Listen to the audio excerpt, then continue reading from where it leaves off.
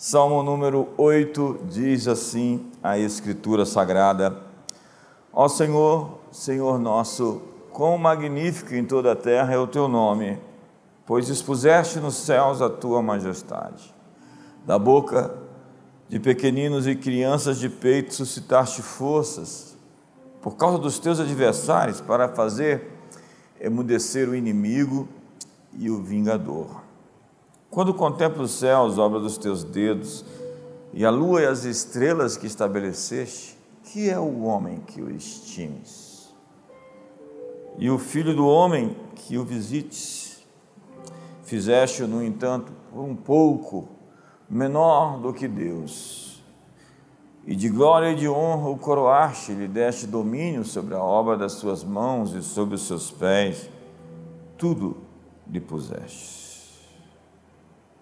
Ovelhas e bois, todos, e também os animais do campo, as aves dos céus e os peixes do mar, e tudo o que percorre a senda dos mares. Ó Senhor, Senhor nosso, quão magnífico em toda a terra é o teu nome. Vamos ao último versículo juntos, com os olhos fechados. Ó Senhor, Senhor nosso, quão magnífico em toda a terra é o teu nome. Esse salmo é um salmo incrível de adoração, que mostra a glória de Deus, celebra a dignidade dos homens. E por que eu digo glória de Deus e dignidade dos homens? Porque ela está conectada. Tempos atrás eu fui ouvir um desses pregadores reformados sobre a dignidade do homem, e eu me senti tão acabado, tão exaurido, tão abatido, tão diminuído. A religião crucifica o velho homem, crucifica o homem renovado e chama isso de santificação. Para eles, a grande ênfase está na depravação total de todos os homens, o que de fato é uma ênfase, mas não algo que grite mais alto do que a nova criação, o novo nascimento, novos céus e nova terra, a restauração de todas as coisas, a obra consumada por Jesus em sua cruz. Eu aprendi a não gritar o que a Bíblia sussurra e não sussurrar o que a Bíblia grita. Tudo é uma questão de tônica, de acentuação. Pessoas que não fizeram o dever de casa dão ênfases em assuntos que deveriam ser um pouco ou quase nada enfatizados. Tudo é uma questão de entender a temática bíblica que Deus acha importante. Nesse salmo, Davi considera a grandeza dos homens como a extensão da grandeza de Deus. Vamos dizer isso? A grandeza dos homens como a extensão da grandeza de Deus. Isso é realmente importante entender, já que Deus não está nem um pouco preocupado em como nós estamos competindo com Ele em poder, autoridade, em beleza, em força. Alguns pensam que Deus está realmente em apuros quando os homens estão fortes e grandes. Deus nos fez como filhos para sê-los assim. Contudo, o grande problema do homem é tomar para si uma glória que não deveria ser abraçada, mas deveria ser oferecida. A origem de todas as coisas. O primeiro ponto desse salmo tem a ver com adoração, e isso não é música. Adoração não é uma canção, não é um instrumento. Adoração é sair do trono da sua vida e dar o trono a quem você chama de Senhor. Há muitos de nós que se definem como cristãos, mas são absolutamente carnais, tomando decisões baseadas no seu eu, no seu ego. Paulo os define como o Deus deles é o seu ventre. Eles fazem a sua vontade e ainda chamam Deus de Senhor. E é por isso que a Bíblia diz que naquele dia o Senhor dirá a eles: vocês me chamam de Senhor, Senhor, Senhor, mas não fazeis o que eu vos mando. Vocês expulsam demônios em meu nome e curam enfermos. Vocês até pregam o evangelho, mas eu não conheço vocês. Apartai-vos de mim, malditos. É quando o Senhor vira apelido. É quando nós dizemos Senhor e não estamos prontos para nos dobrar à sua vontade. Tomamos decisões a partir dos nossos sentimentos, ou dos nossos traumas, das nossas dores, das nossas emoções. E por vezes queremos imputar a Deus o problema que isso nos causa, as consequências disso, ou arrumar um outro culpado. Adoração é a descentralização do eu, para que Deus tome o trono da nossa vida. É difícil isso, porque a pós-modernidade e todo o movimento humanista preconiza a centralidade do homem. O homem está no centro da religião humanista secular. As religiões políticas colocam o homem no centro. Isso sempre vira ditadura, despotismo político. O progressismo tem como essência isso, um grupo, uma elite escravizando as massas. Sem Deus nós estamos todos fritos, porque a natureza dos faraós, dos imperadores, das hordas mongóis e dos marxistas culturais é a dominação e escravização do ser humano pela engenharia social. E é isso que nós estamos vendo hoje no planeta Terra. A natureza da pós-modernidade é a autocentralização, é o homem ensimesmado, o homo-deus do Yuval Noah Harari, ou do Steven Pinker, onde os meus desejos devem ser satisfeitos, e o homem é escravizado pelos seus instintos mais primitivos. Eu alimento a sua natureza mais rasteira e com isso eu te controlo. E o que a Bíblia descreve é um homem feito para dominar, feito para governar, feito para ser um rei. Senhoras e senhores, todos os seres humanos que nascem debaixo desse céu são reis. Deus fez homens para ser reis. É isso que nós somos, uma raça de reis sacerdotes, diz a Bíblia. E Jesus disse: sem mim nada podeis fazer. Esse é o grande problema da temática humanista. Nós queremos simplesmente matar no peito, chamar para nós e dizer: Deus, fique longe daqui. É isso que a modernidade fez, expulsou Deus das escolas, mandou Deus para fora da política, do ambiente político, e os inteligentinhos dizem: não, mas cristianismo e política não se misturam. Sinto dizer que quem pensa assim é um idiota, como diziam os gregos, porque essa é a palavra que era usada pelos gregos para dizer aqueles que entregavam as suas decisões nas mãos de outras pessoas. Então dizer que nós não devemos participar dos processos políticos, ou mesmo dizer que nós estamos entregando aos outros o poder de decidir por nós qual será o futuro dos nossos filhos. Conte essa história para um judeu do século I e ele vai rir na sua cara e dizer: você está louco. Não existem dois mundos, existe um mundo só, e Deus é o Senhor dele.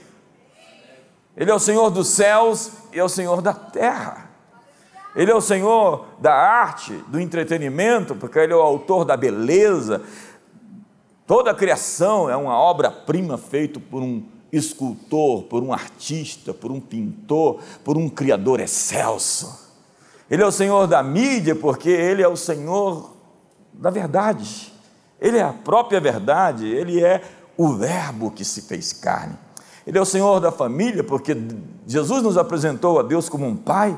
Ele é o Senhor da religião, porque Ele é Deus. Ele é o Senhor da economia, porque minha é a prata e meu é o ouro. Ele é o Senhor dos governos, das autoridades, da política, porque Ele é o Rei dos reis, o Senhor dos senhores, o soberano dos reis da terra. Ele é o Senhor da educação, porque Ele é o mestre. Então nós queremos convidá-lo a reinar sobre todas as esferas da vida. Colossenses capítulo 1 fala que Ele é o cabeça de todo principado e potestade. Ele é o Senhor de cada coisa da existência. E o salmista está dizendo: ó Senhor, Senhor nosso, quão magnífico é o Teu nome, porque expuseste nos céus a Tua majestade. Davi contempla a glória de Deus quando olha para os céus e é simplesmente impelido à adoração, ao louvor, à exaltação. Ao mesmo tempo, surge uma indagação, uma pergunta, uma questão: quem é o homem? É quando olhamos para cima que ficamos prostrados, diminuídos, humilhados. Nós exploramos e conquistamos a terra, construímos embarcações e navegamos nos mares, voamos nos céus e até mesmo conquistamos a lua, e enviamos espaçonaves não ocupadas a fim de explorar outros planetas. Mas quando observamos as bilhões de galáxias, com suas bilhões de estrelas, com seus quasares, buracos negros, supernovas, nós ficamos simplesmente humilhados, intimidados, estonteados, pois o que conhecemos do universo é uma minúscula partícula insignificante. Como disse o apóstolo Paulo: quem pensou saber, não aprendeu como se deve saber, já que o saber ensoberbece e o amor edifica. Quem descobriu que sabe, descobriu que não sabe. Nossos telescópios nos humilham todos os dias.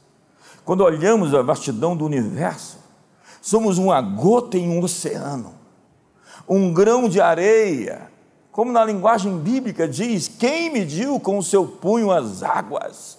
Quem pegou as águas do oceano na concha da sua mão e tomou a medida dos céus a palmos? Quem mede o universo a palmos e reconheceu numa medida o pó da terra e pesou os montes com pesos e os outeiros em balanças?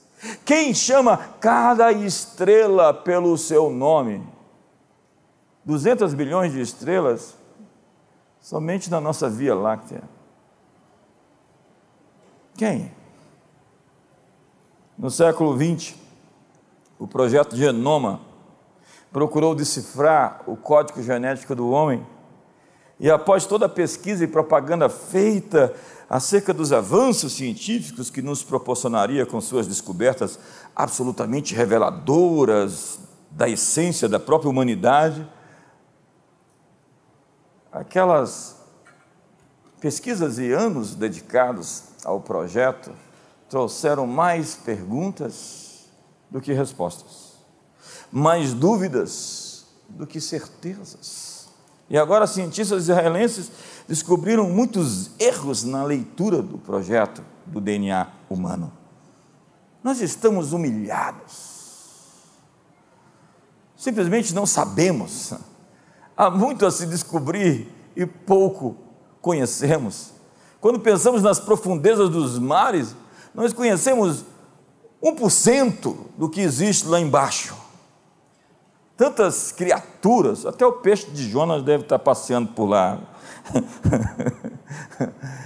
É incrível o que existe na profundidade dos oceanos, o que existe no fundo do mar, Fossa das Marianas, Poço de Mindanao, 11 quilômetros de profundidade, com uma pressão incrível, um outro mundo dentro do nosso mundo.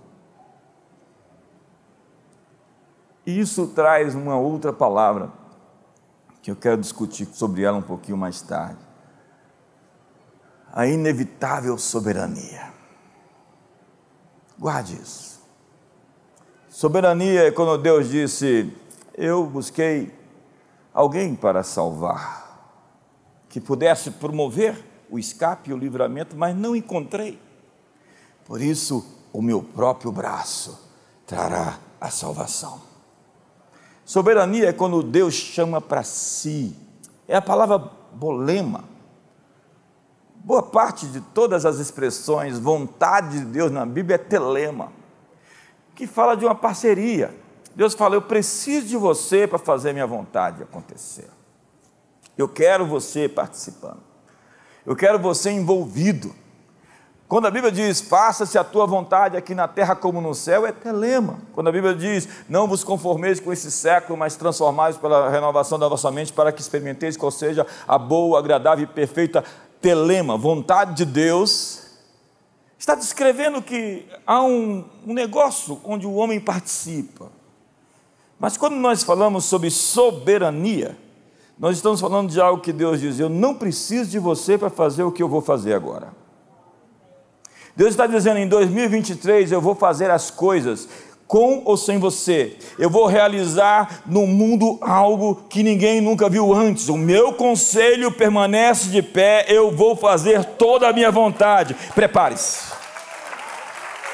Então escreva essa palavra soberania. Ponha isso no seu espelho. Grave isso, porque isso é inevitável.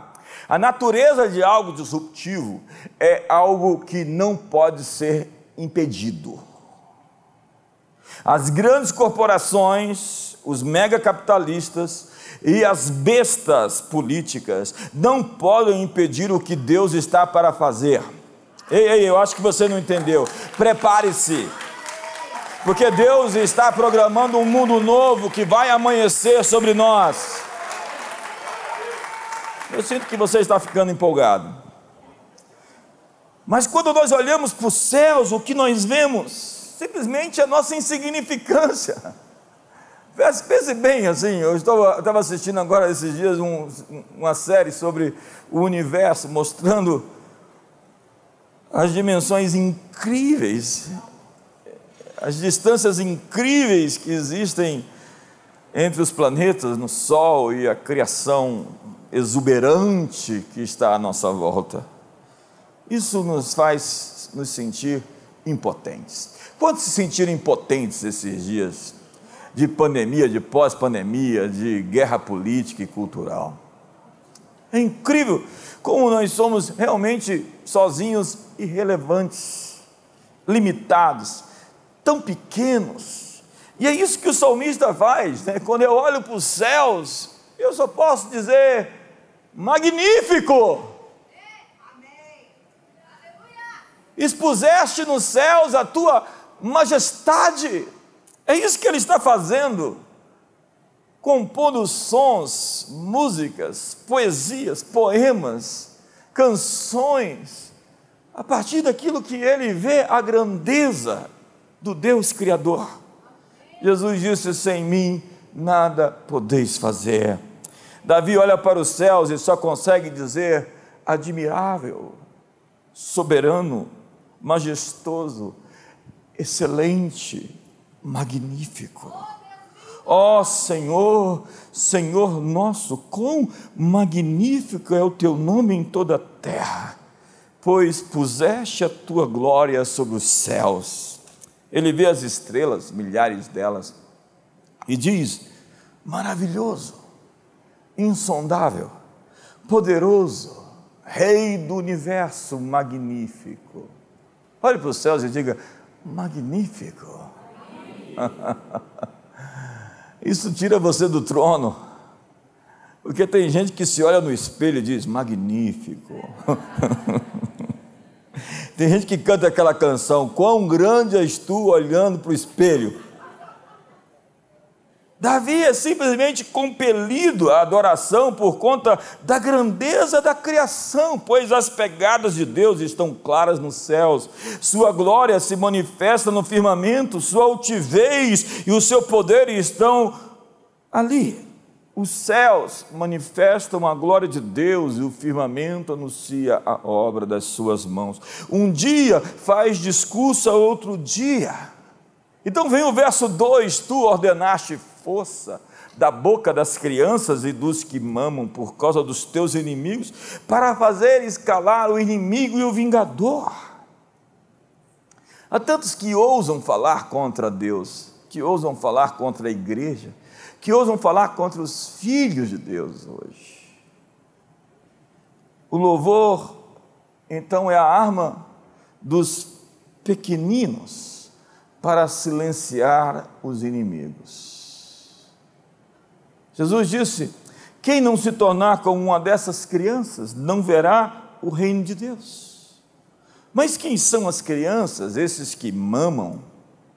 Disse Jesus. Naquele tempo respondeu e exclamou Jesus: graças te dou, ó Pai, Senhor dos céus e da terra, porque ocultaste essas coisas dos sábios e entendidos e as revelaste aos pequeninos. Aos pequeninos. A verdadeira sabedoria pertence a gente humilde. E a humildade é o maior dos dons, e a gratidão a sua irmã gêmea. Humildade e gratidão são as duas pernas que nos fazem correr para o nosso futuro rápido. Você pode ser até soberbo lá fora, mas quando você vem até Jesus, ou você sai do trono da sua vida, ou você vai sair com um bom tapa. E alguns levam o tapa e voltam. E levam um knockdown e insiste. E diz o salmista: não seja como o jumento, a mula, que só com freios te obedece. Tem gente que não é ovelha, tem gente que é o cavalo. Eia! Tem gente que não é bé. Vamos. É engraçado Jesus falando da história do jumento que cai na vala no dia de sábado. Como é que cai no dia de sábado? Ele diz: mesmo assim eu vou lá tirá-lo. Oh, profundidade das riquezas, tanto da sabedoria como do conhecimento de Deus. Quão insondáveis são os teus juízos, quão inescrutáveis os seus caminhos. Quem, pois, conheceu a mente do Senhor, ou quem foi o seu conselheiro, ou quem lhe deu a ele primeiro para que lhe viesse a ser recompensado? Porque dele, para ele, por meio dele são todas as coisas. A ele seja a glória para sempre. Pequeninos são aqueles que creem com fé infantil, simples, humilde, inocente. Mas qualquer um que escandalizar ou fizer tropeçar um desses pequeninos que creem em mim, melhor lhe fora que se lhe amarrasse, pendurasse no pescoço uma pedra de moinho e se atirasse, fosse afogado na profundeza do mar. Olha para a pessoa do seu lado e diga: em 2023, seu louvor vai calar o inimigo. Se alguém falar mal de você, não fale mal dele para você não ficar igual a ele. Ouviu falar mal de você? Levante as mãos para os céus e diga: xaralabaxandaralabacararabacaia, magnífico.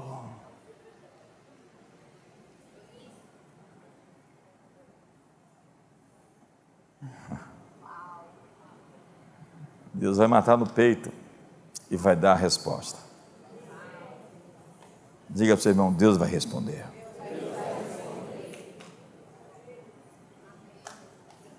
Olha para o irmão do outro lado, diga, a resposta vem de Deus.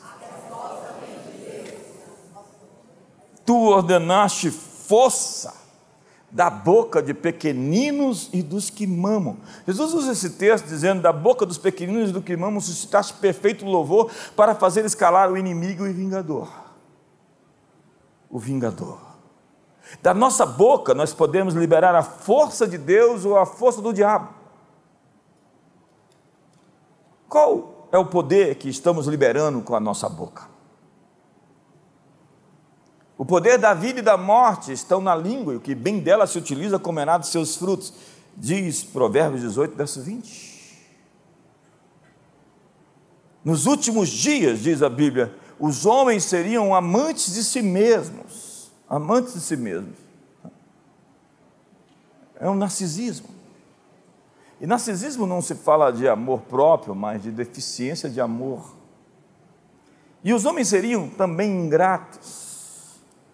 E a ingratidão é a desonra, e a desonra faz perder a recompensa.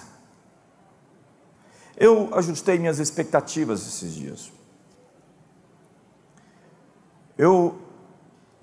Na verdade, até zerei minhas expectativas com relação a algumas pessoas. Nesse próximo tempo, nessa próxima estação, eu quero na mesa os barzilais, como disse o Lucinho. E cada mensagem de cada dia do Profetizando foi tão instrutiva para nos fazer tomar decisões com relação ao futuro. E eu escrevi cada coisa que Deus estava falando comigo esses dias. Quando estiveram todos os dias mesmo, não levanta a mão. Sabe? E aí vemos os versos 3 e 4. Quando eu vejo os teus céus, obra dos teus dedos, e a lua e as estrelas que estabeleceste, que é o homem? Que dele te lembres? E o filho do homem que o visita, ele diz, quando eu olho para os céus outra vez, e quando vejo a lua e as estrelas, eu digo, quem somos nós? Ele está assim, diminuído, humilhado, restringido, impotente. E ele diz, que é o homem? Esta é a pergunta que não quer calar antropólogos, paleontólogos, filósofos. Durante séculos, milênios, têm perguntado, quem somos? Quem somos? É a pergunta mais crítica. Nietzsche estava numa praça, então na Alemanha, vagando na obscuridade, louco, com uma dor incrível. Ele tinha dito que Deus morreu. Deus morreu. E um soldado da tarde, da noite, perguntou para ele, ei, o que você está fazendo aqui? Quem é você? De onde você veio? Para onde você está indo? Ele olhou com aquele olhar de doido e disse, ei rapaz, eu estou há 40 anos tentando descobrir quem eu sou, de onde eu vim, para onde eu vou e o que eu estou fazendo aqui. Nietzsche morreu louco. A propósito, Nietzsche está morto e Deus está vivo.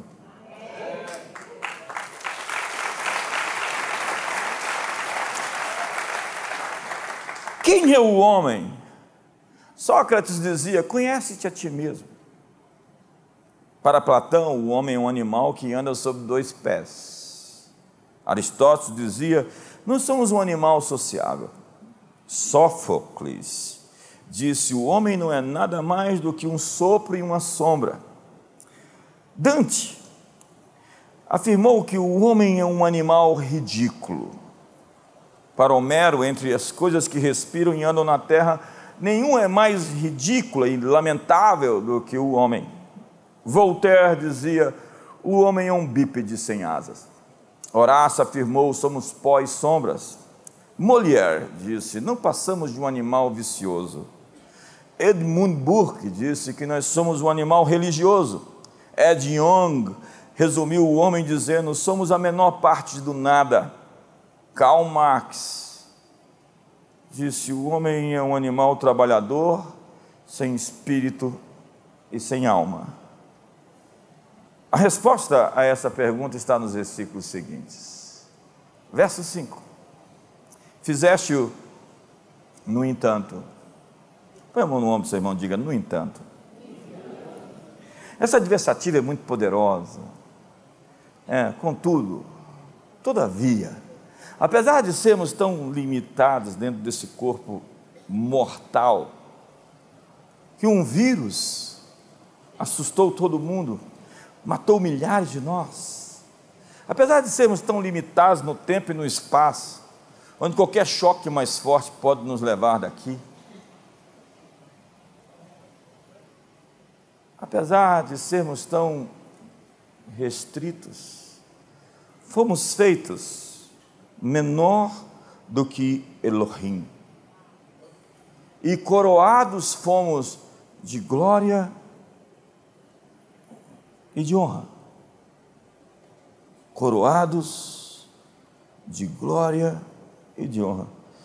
Olha para o seu irmão e diga assim: você não está fraco não.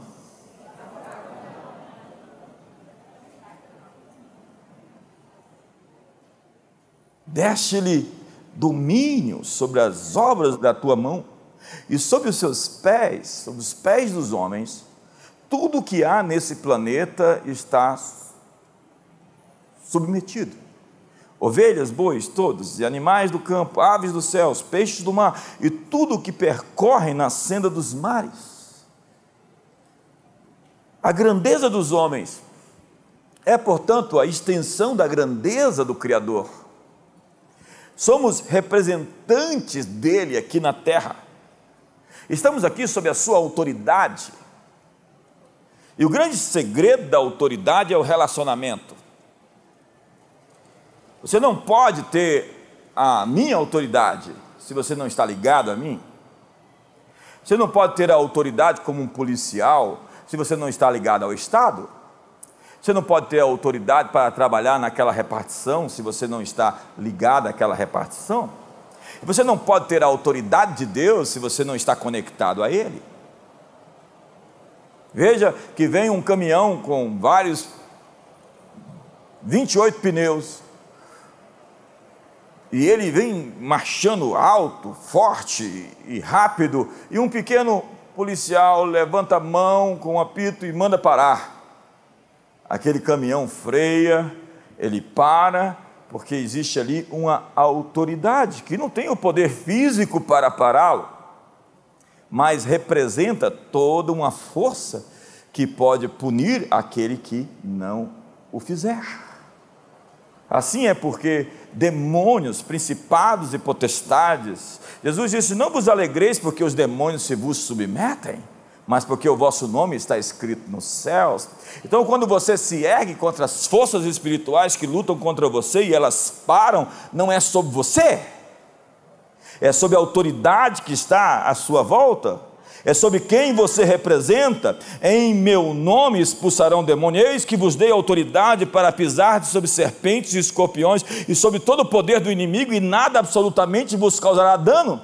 Então os filhos de Sebas foram expulsar os demônios em nome do Jesus que o Paulo prega. Eles não tinham um relacionamento, eles não tinham comunhão. Toda a nossa autoridade está ligada à intimidade de quem recebemos, e não se pode exercer autoridade não se estando debaixo de autoridade. Esse é o problema de Nadab e de Abiú. Eles quiseram oferecer fogo e fizeram fogo estranho, conversando na hora que eu estou pregando. Não, você está perdoado, não vai cair fogo em você não.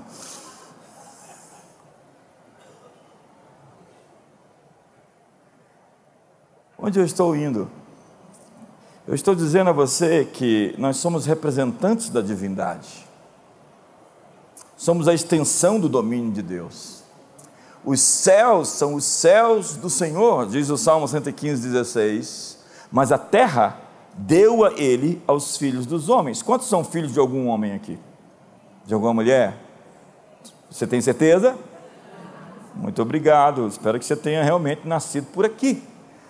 E é por isso que o diabo é um ladrão, porque ele não entrou pela porta do nascimento. Jesus nasceu pela porta do nascimento virginal, para tomar o domínio da terra de volta, porque foi então o homem subjugado pelas decisões de entregar o domínio a Satanás, através da rebelião, da desobediência. Então Jesus veio tomar as chaves do inferno e da morte, e toda a autoridade me foi dada nos céus e na terra. O rei do céu quis ser rei na terra, e ele era por natureza senhor da terra, mas ele quis conquistá-la por meio da sua encarnação, se tornando um de nós, e nos deu o comando para resistir em seu nome todo o inferno, dizendo que eles não prevalecerão contra nós. Ei, diga para o seu irmão, em 2023 o inferno não vai prevalecer contra você.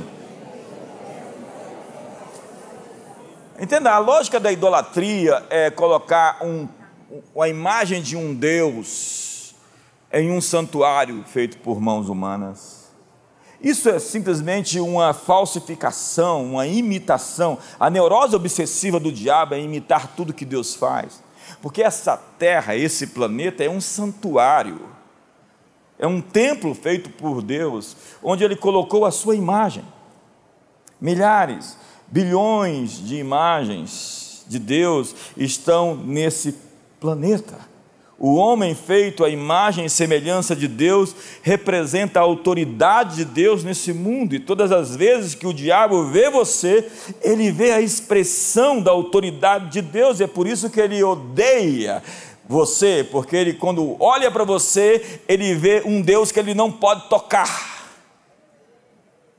Então ele veio matar, roubar e destruir, tentando tornar você um igual a ele, ensimesmado, autocentrado. A pós-modernidade, o espírito do tempo é isso: homens diabo, homo-deus, homens divinizados, autocentrados, seres que se adoram, que dizem meu corpo é minha regra, que dizem eu posso ser o juiz final dos meus atos. É isso que Lúcifer é, um diabo. E é isso que muitos de nós têm se tornado, apesar de dizer que são cristãos. Dê um sorriso para o seu irmão, veja se ele está amarelo. E diz a Bíblia, por um pouco menor do que Deus, Elohim. Deus nos fez grandiosos, esplêndidos, poderosos, cheios de autoridade, para representar o seu nome, vice-regentes, herdeiros e co-herdeiros com Cristo. E aí nós perguntamos, mas como somos tudo isso? Eu acho que eu tenho que terminar, tenho que ministrar a ceia, né? Deixa eu pular aqui uma parte. E lhe deste domínio sobre a obra das suas mãos, e sobre os seus pés tudo lhe puseste. Isso nos põe como administradores, mordomos. A terceira palavra é mordomia. A primeira é adoração, a segunda é soberania, a terceira é mordomia. O que eu disse? Mordomia. Mordomia é aquilo que foi lhe entregue, é um ato de confiança do dono de tudo. O Criador deu a você a possibilidade de administrar os seus recursos. E à medida que você é fiel no que você tem, vai ser no posto sobre mais. Mas caso você tenha se tornado infiel, arrogante, soberbo e desconectado de Deus e das pessoas que representam aquilo, as pessoas que importam, quando você se torna o agente dono de tudo, sem prestar contas, ó Senhor, Senhor nosso, não é Senhor, Senhor meu. Não tem a ver com você, mas conosco. A revolução sexual deu aos homens a possibilidade de fazer sexo com quem quiser. Mas isso destrói a sociedade inteira. Ser alguém que está livre para usar e abusar dos seus instintos machuca as pessoas. Entrar na família dos outros, senhorita, senhorito, é destruir muita gente. E você não foi autorizado a fazer isso. A família é um terreno radioativo. E um objeto estranho dentro dela pode até destruí-la, mas não ficará sem castigo. É isso que diz Provérbios capítulo 6. A sua vergonha jamais se apagará. Dá um sorriso para o seu irmão, ver se ele está vermelho. Então conta-se uma história na Bíblia que um lavrador plantou uma vinha, cercou de uma sebe, colocou nela um lagar e deu a alguns administradores para que eles pudessem dar a ele os respectivos frutos no seu tempo. Passaram-se os tempos, ele enviou seus mensageiros para receber os frutos da terra. Mas aqueles homens que arrendaram a terra bateram, maltrataram os mensageiros do lavrador. Então ele disse: vou mandar agora o meu filho. E os arrendatários da terra disseram: agora vamos matar o filho e vamos tomar posse dela.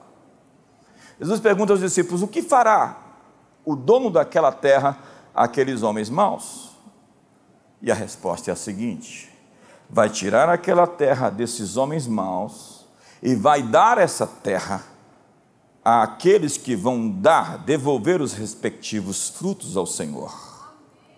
Deus deu a terra aos homens e está atrás do fruto. Diz Tiago capítulo 5, verso 7, o lavrador aguarda o precioso fruto da terra até que se derramem as primeiras e as últimas chuvas. Deus está atrás do fruto. Deus está atrás de homens que vão governar com Ele e para Ele, e não simplesmente vão se arrogar.